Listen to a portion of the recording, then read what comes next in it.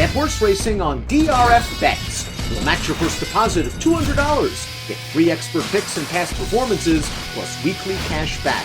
All from Daily Racing Form, the most trusted name in horse racing. Dan Illman, Mike Beer, taking a look at race number 8 at Keeneland on Saturday. It is one of 2 graded stakes races on the card. This is the Bryan Station for 3-year-olds going a mile on the turf, a grade 3 worth $300,000. It's an overflow field. Let's take a look. 12 entered in the body of the race, 13 through 16 on the also eligible list. You got some of the big name trainers in here: Brad Cox, Shug McGahee, Todd Pletcher, Chad Brown, etc. Wit is 3-1 on the morning line, coming off of a perfect trip win against subpar competition in the Better Talk Now, but he's always been a good horse, and maybe he's found a second life on turf. Yeah, it kind of feels that that's the right way to look at him. He's, only recently switched over to turf. He's run well in both of his starts so far. You're 100% correct, though, Dan. The horse that he just beat, and he beat them pretty impressively, that was a giant couple of what he's facing on Saturday. And taking a look at the Timeform US pace projector for this race, there seems to be some speed in here, and I wonder if this pace actually begins to heat up, because Ready to Perform was a gate-to-wire winner of the Hall of Fame. He beat Wit that day. Classic Causeway, we know he is fast. He took him gate-to-wire going a longer distance in the Belmont Derby. Portfolio Company is a horse that pulls a little bit in the early portion of his races. This pace could get pretty hot, Mike. Yeah, I think that maybe the key to the pace is the 6 Portfolio Company. I mean, I really don't believe that he's a horse that they want, up there on the lead in his races, but he does tend to get really headstrong. I was just assuming they would try to get that horse covered up, and I thought the 5 Classic Causeway would be cutting the pace in here. The number 1 in here is Ready to Perform. Donegal Racing, Brad Cox, Joel Rosario, gate-to-wire winner of the Hall of Fame 2 starts back. He showed up at Kentucky Downs, and like many horses that go off favored with big reputations at Kentucky Downs, he didn't show up. It was kind of a baffling performance. I just call it the Kentucky Downs factor. I'm willing to throw the race out. It has produced a couple of next down winners. The 9th place finisher, another no-show, came back to win a first level allowance at Keeneland with a 90 buyer. He's going to be forwardly placed, if not outright on the lead, but he should be in the thick of things turning for home. Yeah, I think so. He's certainly a horse that's not hard to make a case for. I'm with you. The Kentucky Downs thing is probably enough on its own to give him a pass. I also don't feel like a mile and 5/16. I don't think he wants any part of that. The shorter distance is way better for this horse. His 3 starts before that most recent one, I thought he ran pretty well on all of them, Dan.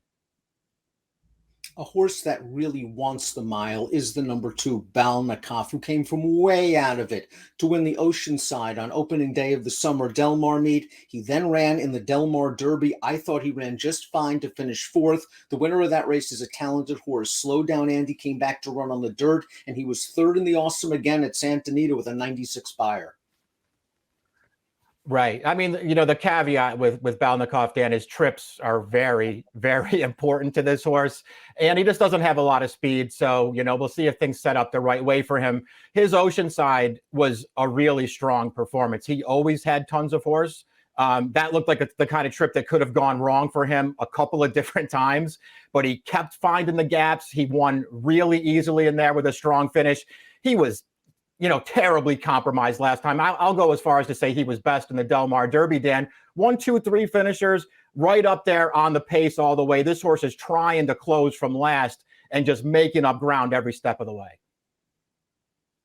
The key for him could very well be the break. There are times where he does not get out of the gate quickly. It puts him behind the 8 ball. But if this pace heats up, as we think it could set things up very nicely for Balnikoff. Nice price, 8-1, Little Red Feather and Madicket. Fort Washington's the number 3 for Shug McGahee. This was ran 5th in the Gun Runner last time out. It was another Kentucky Downs race. It was a race where he didn't break very well. The winner was up close to the pace. He passed a few tired horses. I think it was a good tightener for him, Mike, to set him up for his second start of the form cycle. Yeah, listen, I have no knocks on the horses that ran 1-2 in that race, and they're both back in here as well. But if I'm taking one horse out of the Gun Runner, I'm taking Fort Washington. He totally botched the start of that race. He wound up way too far away in there, and he actually rallied. That was another race where, it just didn't really come back to him, but he was trying to make up ground all the way, and I liked his form before the layoff anyway. I'm using this horse. Axthelm is the number 4, eligible for a non-winners of 2 life. He's only raced 3 times in his career. Here's his earlier start during this Keeneland meet. It was a first level allowance, first time against winners, and he ran okay. He ran 3rd in this race. He was pretty much sitting in a good position. He has a little bit of a look at it, and he just can't forge on by. He obviously has to improve off this race. Yeah, he really does. These are older horses that he's facing, but overall, he got a good trip in here. The horse that won the race, it was first time for Maker for Bay Street money, but he's, he sort of is what he is. He's not a, some kind of super talent, and this horse really couldn't make a race of it. He's got to improve a lot, I think.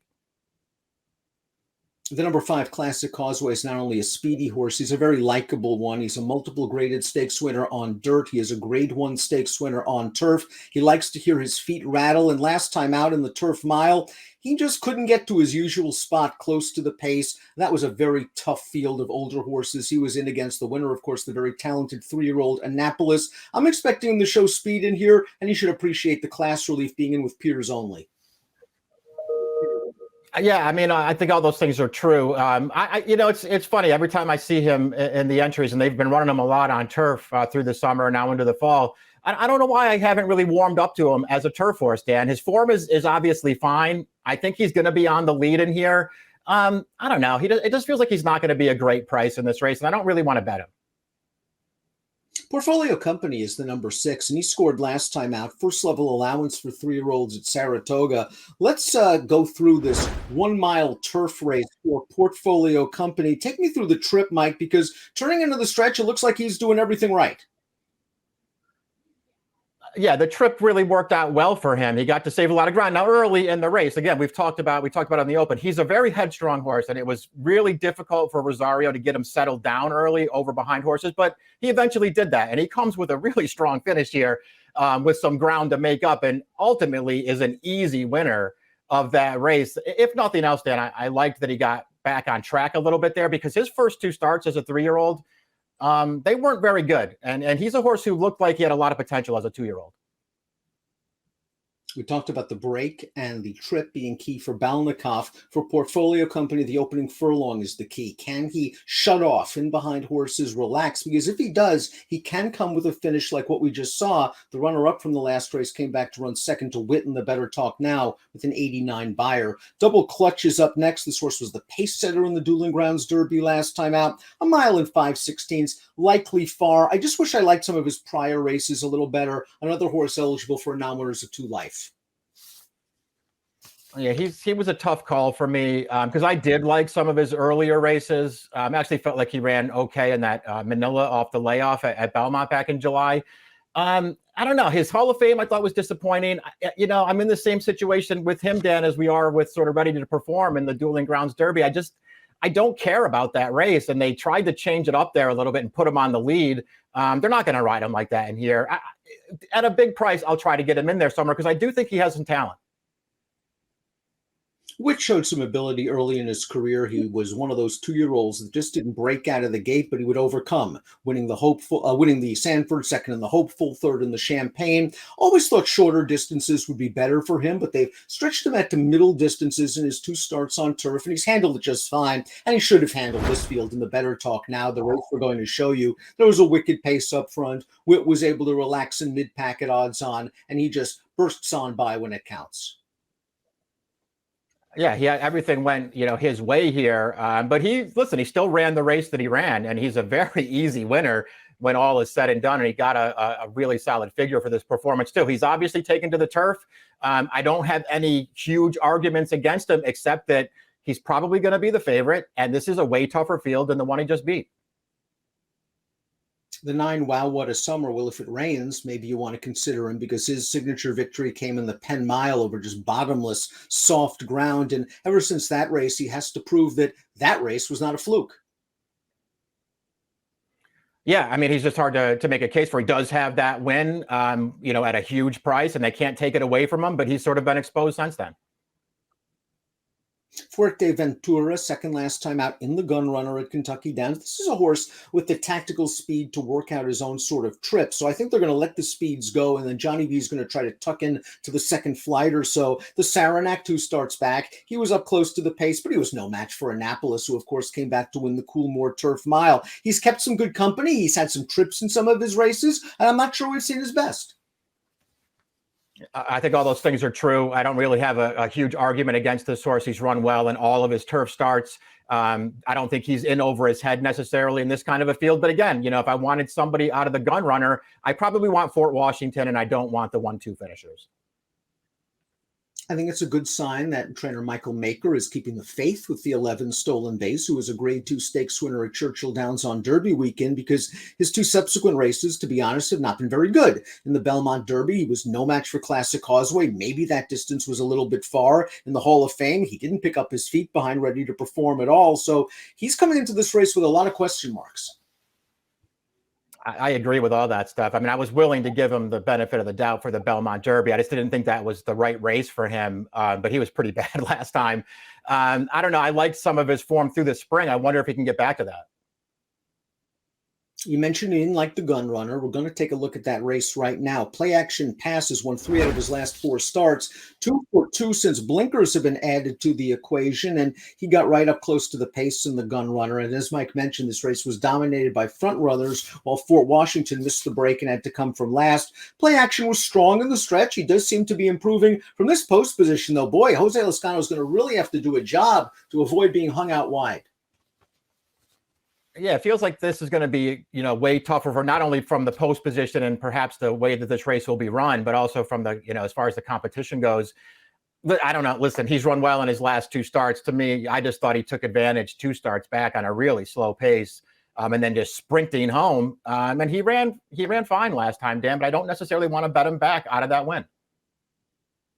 13 through 16 on the also eligible list. Of those horses, I guess maybe Churchtown, the number 15, would be the horse I'd be most interested in, because he does seem lightly raced with a lot of upside. I thought he had maybe the right setup last time out. It was a race where the pace wasn't very fast. He had every chance to win, and he just fell a little short. Yeah, I mean, he ran fine in there. I did. There was nobody on the AE list I felt like I was going to warm up to if they got in there. I think all the strength is in the main body of the race. I agree with you, and that's where our top picks will lie. In the Grade 3 Bryan Station, we have seen some big prices in this race in the past. Balnikov is a very fair price, considering he has a strong kick, and he could be the best closer in this race. So if the pace heats up, watch out for Balnikov, 8-1 Tyler Gaffalione, Mike.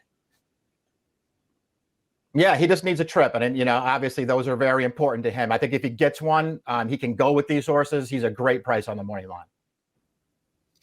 Curious to see what Wit does. This is a big step up in class for him. He's run well in both of his turf starts, wired by Ready to Perform in the Hall of Fame. Looked good against a weak field when everything went his way last time out. We'll learn about a lot about the Todd Pletcher trainee in the Bryan Station. 2836 for Mike, 8645 for me. It's the Bryan Station. We'll have 2 grade bids at Keeneland on Saturday. Good luck.